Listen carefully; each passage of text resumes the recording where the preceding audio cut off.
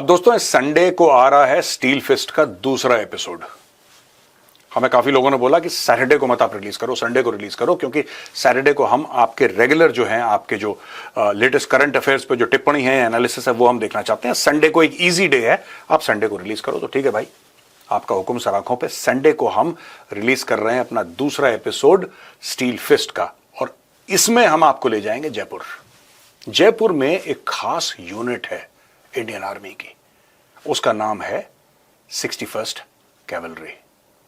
This is the only horse mounted unit in the world, आज की तारीख में operational horse mounted unit in the world of any army. और वहां पे हम गए, बड़ा मजा आया, देखा कि नई नई चीजें वो लोग क्या कर रहे हैं, आपको भी दिखाएंगे। तो चलिए हमारे साथ जयपुर इस संडे शाम को 5 बजे द चाणक्य डायलॉग्स हिंदी पर। हाँ प्रोड्यूसर, तो ये क्या पी रहे हो तुम आज? Back to coffee. अच्छा, बैक टू कॉफी। जी, ये बड़ी सस्पिशियस किस्म की कॉफी लग रही है, जैसे इसमें किसी ने दंत मंजन डाल के मैं नहीं पी रहा। अरे करो चीयर्स यार, ऐसे मैं नहीं पी रहा। चीयर्स। हाँ थैंक यू सर। मैं तो पीता हूँ ब्लैक कॉफी, दंत मंजन वाली कॉफी। दंत मंजन वाली। प्रोड्यूसर ड्रिंक्स दिस कौन सी कैपेचिनो या एक्सप्रेसो, वो तो नहीं पी पाता मैं। एनीवे, हाँ प्रोड्यूसर बताओ आज की क्या गप है यार, what is the latest? Middle east चलते हैं सर। मिडिल ईस्ट चलें? चलिए। टिकट बुक करवाएं, वीजा वीजा? चलो बात करते हैं सर। तुम कुछ पहन लो, मुझे ठंड लग रही थी मैं देख के, बट इट्स ओके। घुमाते रहिए सर ऐसी ठंडियों में, गर्मी वाली जगह पे। ठीक। सर एक डील साइन हुई, हाँ। उसके बारे में तो सबको पता है। हाँ, फाइनल डील साइन हो गई। You talking about Israel Hamas के बीच में फाइनल डील साइन हो गई, जो हमने डिस्कस भी करा था 3 दिन पहले टीसीडी में। जी हाँ। वही। हाँ। 467 दिन बाद, यानी कि 15 महीने 9 दिन बाद, यानी कि 1 साल 3 महीने 9 दिन बाद ये डील साइन हुई है और लड़ाई रुक गई। अबे फर्जी बातें कर रहा है सर, अब ये इतने मिनट बाद, इतने सेकंड बाद, फालतू की बातें। हाँ बताओ सर। ये मुझे एक चीज समझनी है सर इसमें। बेसिकली गाजा को जिस तरीके से इजराइल ने मारा है, पार्किंग लॉट बना दिया पूरे गाजा को सर, भयंकर मारा है, मैदान बना दिया, सफा चट कर दिया। लेकिन अभी भी हमास उस तरीके से सरेंडर नहीं कर रहा जिस तरीके से एक होता है ना, हथियार डाल दिया कि नहीं लड़ पाएंगे। अरे तुम्हें पता है मेरे सर के ऊपर से यहाँ से बाल उड़े ना जी। उसको मैं गाजा कहता हूँ। ऑन अ सीरियस नोट, कभी कभी जब मैं देखता हूँ बाल उड़ गए, मैं कहता अच्छा ये गाजा का, ये गाजा पट्टी है, क्योंकि इजराइल ने ऐसे ही करा है ना। एनीवे बोलो। सो वही सर मैं जो कह रहा था कि जिस तरीके से वो किया, हमास ने सरेंडर नहीं किया सर। ये सीज फायर है सर, सरेंडर नहीं है हमास का। ना ही वो अपने वो सारे होस्टेजेस को एक साथ छोड़ रहा है। हाँ। अभी भी वो कह रहा है मैं 33 को छोड़ूंगा, फिर 16 दिन बाद जब दोबारा अगला स्टेप शुरू होगा तो कुछ को छोड़ूंगा। हाँ। हमास में अभी दम है नहीं। आपका बेसिकली ये सवाल है कि जब हमास में दम नहीं है, आप कह रहे हैं दम नहीं, तो हमास फिर रोक टोक कैसे कर रहा है? हाँ, शर्तें कैसे? देखिए 2 चीजें हैं इसमें। पहली चीज तो सर्वाइवल की है प्रोड्यूसर। अगर हमास सारे बंदी एक साथ छोड़ देता है, ठीक है, तो जो इजराइल ने गाजा का पार्किंग लॉट, आप कह रहे हैं ना, पार्किंग लॉट की जगह वो गड्ढा बना देगा वहां पे। इजराइल को क्या रोक रहा, कौन सी चीज ऐसी है जो इजराइल को रोक रही है? किसी देश में हिम्मत है इजराइल को रोकने की? किसी में हिम्मत नहीं है। वो दंदनाता फिर रहा है, ठोकता है इनको। ठीक है, मैं आपको एक और बात बताता हूं प्रोड्यूसर, कि अगर ये बंदी जो हैं, इन्होंने बंदी क्यों लिए थे इन द फर्स्ट प्लेस? ये इन लोगों को मार भी सकते थे। हमास वालों ने जब 7 अक्टूबर 2023 को अटैक करा, तो उन्होंने वो जो करीब 200-250 बंदी लिए थे, what was the reason for taking hostages? कारण क्या था? कारण ये था, इनको पता था कि खौफनाक पलटवार होने वाला है और हम अपनी जानें सिर्फ तभी बचा सकते हैं जब वो बंदी हमारे साथ हैं, कि यार तुम इधर बॉम्ब मत गिराओ, यहां पे बंदी हैं, यहां बॉम्ब मत गिराओ, हमें मत मारो वरना हम बंदियों को मार देंगे। नेगोशिएशन के लिए आगे, टू लीड द नेगोशिएशन। तो आप from a position of strength. अब कई सारे बंदी खत्म हो गए, इजराइल ने पूरा गाजा पट्टी सपाट कर दी, मार मार के दुम्बा बना दिया। दुम्बा बना दिया। अब हुआ ये दुम्बा बनने का कि Hezbollah has been defanged, Hamas has literally been destroyed. दोनों की सीनियर लीडरशिप खत्म है सर। हाँ, और जूनियर लीडरशिप भी खत्म है, मिडिल लीडरशिप भी खत्म है, कुछ फाइटर हैं उनको रोज निपटा रहे हैं। देखिए, अगर हमास छोड़ देता है जितने भी इजरायली हॉस्टेजेस हैं, तो इजरायली एयरफोर्स फिर गाजा के आसमानों से कभी वापस नहीं जाएगी, वहीं पे अगले 1 साल तक बम मारती रहेगी, जब तक एक भी बिल्डिंग खड़ी है ना, वो खत्म कर देगा बिल्कुल गाजा को। ये हमास को पता है, और हमास को ये भी पता है कि उनकी जो जानें हैं वो बस गई। ये सब कहने की बातें होती हैं म्यूजिक वीडियो में कि हम शहादत के लिए, ये कोई शहादत फादत नहीं है, ये बिजनेस है, कोई शहादत वादत नहीं है। सब मौत से डरते हैं, ठीक है, जब सामने गोली चलती है कि हम तो नहीं डरते मौत से, और जिंदगी का क्या है, you know, Campa Cola P के कर देंगे, जो भी कर देंगे, मतलब इनका खेल खत्म है। अब मैं दूसरी चीज बताता हूं जी। ये क्यों नहीं सरेंडर कर रहे, पहले कारण ये। दूसरा कारण ये है कि ईरान जो है, जो कि मेन स्पॉन्सर है इनका, जी, बहुत हमास एंड हिजबुल्लाह एंड हुतीज तीनों का, उसने रोक के रखा है। देखो मैप, मैं चाहता हूं एडिटर साहब एक मैप दिखाएं। ये इजराइल है, इसमें जी, इजराइल के बिल्कुल ऊपर देखिए, इजराइल के अगर आप ऊपर देखेंगे लेबनान दिखेगा, जी, और आप गाजा पट्टी देखिए। मैं चाहता हूं कि एडिटर साहब जरा गाजा पट्टी दिखाएं। अगर आप थोड़ा सा ऐसे चले जाते हैं ऊपर की ओर, हल्का सा towards the east, towards the east, upwards and east, typically not north east but upwards and east, आपको देखेगा सीरिया, ठीक है। और भाइयों ने सीरिया का बना दिया हलवा, राइट जी। आपको पता है कि अर्दोगान ने आलम इस्लाम की पीठ पे खंजर उतारा है, वो दगाबाज निकला, ठीक है जी, हो गया।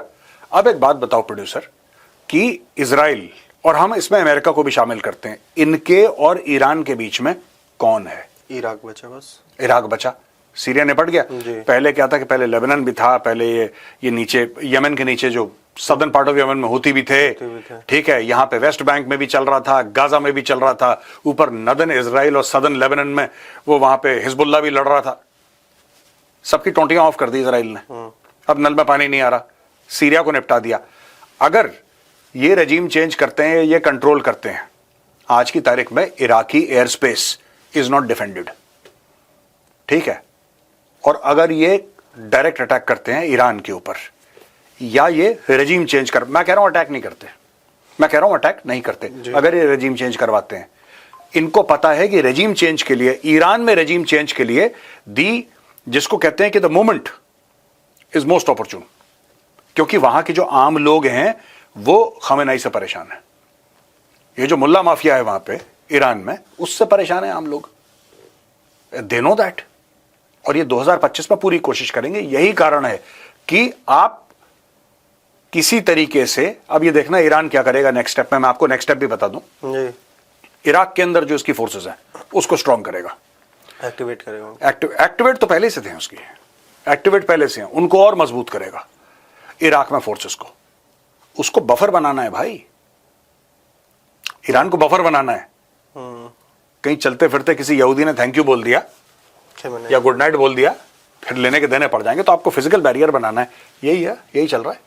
सर मेरे 2 क्वेश्चन है इसके बाद। हाँ। मतलब एक तो सर, ये ट्रूस करवाया किसने? ये जो भी सीज फायर है ये किसने करवाया? क्योंकि बाइडेन और ट्रम्प के बीच में जबरदस्त क्रेडिट वॉर चल रहा है सर। हाँ। वो बोल रहा है मैंने करवाया, वो बोल रहा है मैंने करवाया। दूसरी चीज, नेतन्याहू यहाँ एक चीज और कहता है कि ये जो सीज फायर है इसकी डील अभी पूरी नहीं हुई है। बाइडेन ने सेलिब्रेट भी कर लिया, केक भी काट दिया, दुनिया को थैंक यू भी बोल दिया। ईयू ने उर्सुला वन डेर लेन जो है सर, ईयू की, फिर से बोलना, उर्सुला वन डेर जो भी है लेन, मैं एक बार फिर से प्रोड्यूसर सॉरी मतलब तमाम यूरोपियन लीडर्स ने भी थैंक यू बोल दिया। मतलब हो गया कि बधाई हो, कांग्रेचुलेशंस, ये जीत हो गई। कुछ लोगों की जीत हुई, कुछ लोग कह रहे हैं कि चलो बला टली 50 चीजें। लेकिन नेतन्याहू एक तरफ कहता है कि ये अभी डील कंप्लीट नहीं हुई है। नेतन्याहू के स्टेटमेंट का मतलब क्या है सर? देखिए, वो चाहते हैं कि 100% हॉस्टेजेस वापस आ जाएं, क्योंकि lot of domestic pressure on Netanyahu's government, और नेतन्याहू की जो सरकार है उसके ऊपर बहुत ज्यादा तख्ता पलट। एक जमाने में तो ये भी बात चल रही थी कि तख्ता पलट हो जाएगा इसका, we want a new prime minister, ठीक है। जब भारत में IC-814 हाईजैक हुआ था जी, हमारा हवाई जहाज, जी, यही प्रेशर तब भी आया था, और यहां पे प्रधानमंत्री निवास के आगे लोग जमीन पे लेट गए थे, बैठ गए थे। और जाहिर सी बात है यार, भगवान न करे कभी मेरे घर में हो तो मैं भी वही काम करूंगा जो उन्होंने करा। I will also do it, है ना। तो होता है, इजरायली भी वही कर रहे हैं भाई, हमारे जो प्रियजन है उनको वापस लेकर आइए। That is why they are not accepting any deal which, अब देखो यहां पे उन्होंने बोला है कि जो फिलिस्तीनी छोड़ेंगे, क्योंकि वो आपके छोड़ रहे हैं, आपको भी उनको छोड़ना है, जिन्होंने हत्या करी है, जिनके ऊपर हत्या के मुकदमे, हम उनको नहीं छोड़ेंगे। मैं आपको बता रहा हूं, ये जो हमास की चाल है, अभी तक हमास जो बचा हुआ है ना, लोग कह रहे हैं साहब हमास तो कुछ भी नहीं है, और हमास इट इज एक आप उसको टेररिस्ट आउटफिट कहते हैं, लेकिन यहां पे तो इजराइल के पास तो लेटेस्ट वेपन्स हैं, 1.5 साल तक हमास लड़ रहा है, आप अभी तक हमास को नहीं खत्म कर। उसका कारण यही है भाई, उसका कारण यही है। जब एनएसजी ने ऑपरेशन करा था 26/11 में, आप सबको पता है, मुंबई ताज होटल में जब ऑपरेशन करा था, लोगों ने बोला साहब इतना टाइम ले रही है एनएसजी, इतना टाइम ले रही है, क्यों ले रही है एनएसजी, फट से कर देना चाहिए, तो एलीट फोर्स है, स्पेशल फोर्स है। वो बात यह, वहां पे सिविलियंस हैं। एनएसजी का सिर्फ यह काम नहीं है कि आतंकवादियों को न्यूट्रलाइज करना है, एनएसजी का यह भी काम था उस समय कि आपको बचाना है सिविलियंस को। वरना एनएसजी को क्यों, अगर सभी को मारना ही है तो ताज होटल के अंदर मारो, रॉकेट कहानी खत्म करो, एक मिसाइल मारो, कहानी खत्म करो। But you can't do that यार, this is a very stupid thing that I am mentioning, it's a very stupid thing. How can you fire, ये सब कहना कि यार जाके इनडिस्क्रिमिनेट आप नहीं कर सकते ना। यही चीज जो हमास ने करी है, exactly same thing was done by लश्कर ए तैयबा इन 26/11। आपने हॉस्टेजेस पकड़ लिए, आपने सिविलियन एरिया में कर दिया, और ये करते चले आए। इनकी टेक्निक ही यही है, सिविलियंस के बीच में आप चले जाओ, जो सिविलियंस हैं उनके बीच में चले जाओ, आप इनके ऊपर गोलीबारी करते रहो, वो एक बार जवाब दे तो आप बोलो हाय हाय, फिर आप विक्टिम कार्ड प्ले करो, फिर आप गाना गाओ कि the smallest coffins are the heaviest. आपको ये भी गाना गाना पड़ेगा ना, हाय मैं मार दिया, हमारे साथ मानवाधिकार का उल्लंघन हुआ है यहाँ पे, all that nonsense, whatever the Palestinians cry. Lashkar Taiba and Jaish e Mohammed doing exactly the same thing यार, वही चीज तो उन्होंने करी है, सेम प्रिंसिपल है बिल्कुल। सर जब ये फिलिस्तीनी रोते हैं तो मुझे वो रमल्ला इंसिडेंट बार बार याद आ जाता है, जब उनके लड़की के साथ जो रमल्ला में जो उनके निहत्थे सोल्जर्स को मारा था। हाँ हाँ हाँ, और वो खून वाले हाथ दिखाए थे, मुझे वो स्टोरी हमेशा याद आती है। निहत्थे थे, भीड़ ने मार दिया, फिर ये शेर बन गए। छोड़िए उसको। खैर, आपने मेरे पहले सवाल का एक जवाब नहीं दिया इसमें सर, ट्रूस करवाई किसने है? क्रेडिट वॉर भयंकर चल रहा है सर। देखो मुझे लगता है कि ये ट्रूस होनी थी। जो बाइडेन को मैं इसका श्रेय नहीं दूंगा, और लोग कहते हैं कि साहब वो प्रेसिडेंट है, ट्रम्प तो प्रेसिडेंट भी नहीं बना। और भाई जो बाइडेन की वॉच के अंदर ये वॉर शुरू कैसे हुआ, आप ये बताओ मुझे, क्योंकि जब ट्रम्प था तब लड़ाई नहीं हुई थी। When Trump was there, there were no new wars in the world. Trump did not start any war. Rather he ended. तो मुझे नहीं लगता कि जो बाइडेन को, ये ट्रम्प के जो बार बार ट्रम्प ने धमकी दी है ना कि भाई देख मैं 20 तारीख को कुर्सी पे विराजमान हो रहा हूं, ठीक है, और अगर 20 तारीख को जो मैं कह रहा हूं अगर तुमने पूरा नहीं करा तो आसमान से आग बरसेगी और तुम वो मंजर देखोगे जो तुमने कभी नहीं देखा होगा अपनी जिंदगी में।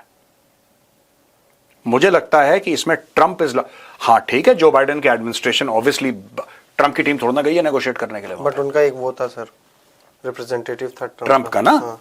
देखो इसमें ज्यादातर ट्रम्प का मामला है, पूरी दुनिया हिली हुई है, पूरी दुनिया हिली हुई है आज की तारीख में कि भैया ट्रम्प आ रहा है, ट्रम्प आ रहा है, पता नहीं क्या कर देगा। एक और चीज सर, आपने पिछले क्वेश्चन में मेंशन किया अरे ईरान के में तख्ता पलट का। मेरा क्वेश्चन है सर, अगर ईरान में रिजीम चेंज होता है तो चाबहार का क्या होगा? क्योंकि चाबहार में तो हमारा बहुत कुछ नहीं होगा। चाबहार में अफगानिस्तान में रेजिम चेंज हुआ, तालिबान आ गया, कुछ हुआ क्या? ये तो पाकिस्तानी थे जो खुशियां मना रहे थे कि इंडिया के 24 कॉन्सुलेट बंद हो गए। यहां पे ministry of external affairs confused, हमारे इतने तो हैं भी, हमें हमारे नाम पे कौन कॉन्सुलेट खोल रहा है भाई? हमारे नाम पे कौन खोल रहा है? हमारे टोटल आई थिंक 3 या 4 कॉन्सुलेट थे। तो रॉन्ग नंबर एक कंधार में था, एक मज़ार शरीफ में था, एक हेरत में था, नहीं आई एम मिस्टेकन, एक और जगह था, मुझे नाम नहीं याद आ रहा, और हमारा एम्बेसी था काबुल में। कहानी खत्म। भारत के 24 कॉन्सुलेट हैं, वहां पे ट्रेनिंग दी जाती है। तहरीक तालिबान पाकिस्तान को वहां पे ट्रेनिंग दी जाती। तहरीक तालिबान पाकिस्तान को कौन बेवकूफ होगा जो उनको ट्रेनिंग देगा? वो तो जब माँ के पेट से पैदा होते हैं वो AK-47 लेके पैदा होते हैं, वो भी कॉन्सुलेट में, कॉन्सुलेट के अंदर ट्रेनिंग हो रही है।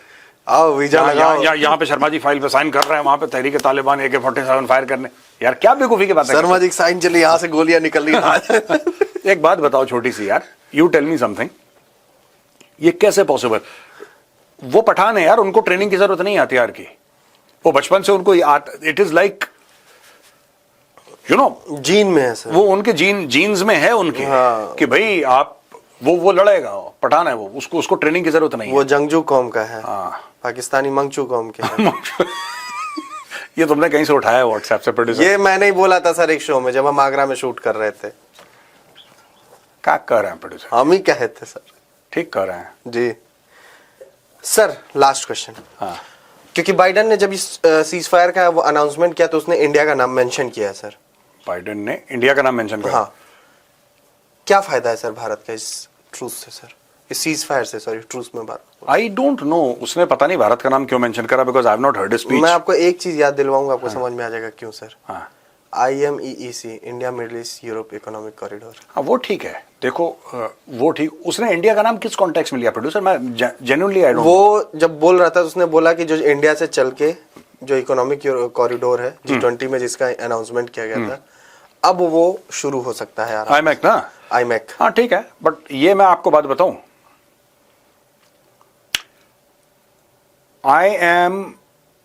IMAC does not pass through Chabahar.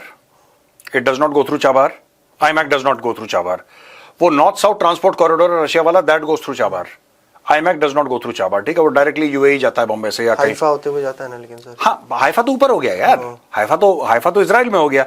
It goes through UAE and all Saudi Arabia, then it lands up wherever it has to land up, and then Greece का चक्कर है, फिर यूरोप घुस जाता है वहां से। जी यार देखो, और प्लेयर्स हैं जो इसको बिगाड़ने की कोशिश करेंगे, इस कॉरिडोर को बिगाड़ने की कोशिश करेंगे, और इसके सबसे पीछे खड़ा है चीन। मैंने बहुत पहले मैंने दोहा लिखा था, याद है आपको? गाजा का बज गया बाजा, फिलिस्तीन का बज गया बीन, कहत कबीर सुनो भाई साधो, पीछे खड़ा है चीन। यही है producer, this is the story, is the, ठीक है, स्टोरी इज द, यही है। ये जो नॉर्थ साउथ इकोनॉमिक कॉरिडोर है, चलो वो तो एक चीज है, जो IMAC है, जो India middle east Europe economic corridor, ये किसको थ्रेटन कर रही है? ये तो बेल्ट एंड रोड इनिशिएटिव को थ्रेटन कर रही है, ये तो चाइनीज हेजेमनी को थ्रेटन कर रही है। तो आपको क्या लग रहा है, चाइना होने देगा इसको? चाइना करेगा। इसीलिए अमेरिका को बलूचिस्तान में और करना चाहिए, क्योंकि the CPEC is the flagship venture of the Belt and Road Initiative. It has been failed, sir. Failed है, और फेल करना पड़ेगा ना उसको। अमेरिका को, अमेरिका दम लगाए वहां पे, अमेरिका दम लगाए, भाई तुम्हारा कॉरिडोर ये लोग फेल कर रहे हैं, तुम इनका कॉरिडोर फेल कर दो, ठीक है ना? ये चीज है। एक व्हाट्सएप ग्रुप बनाओ प्रोड्यूसर तुम, चीन के डसे हुए, उसमें लाओस, उसमें पाकिस्तान नहीं, पाकिस्तान अभी तो पाकिस्तान तो कह रहा दोबारा डस दो, पैसा दे रहे हो दोबारा डस दो। उसमें श्रीलंका, नेपाल भी अभी दोबारा डसने के लिए जा रहा है। हाँ, ये जितने भी देश है ना चीन के डसे, अफ्रीकन कंट्री चीन के डसे, उसमें 50-60 देश हैं जो चीन के, मालदीव्स चीन के डसे। मोहम्मद मुइजू को उसका ग्रुप एडमिन बनाना। ठीक है, चलो चलते हैं भाई, मुझे भी निकलना है यार, है ना? चलो, all right, thank you very much दोस्तों। कैसा लगा आज का वीडियो? ठीक है भैया, राम राम, नमस्ते।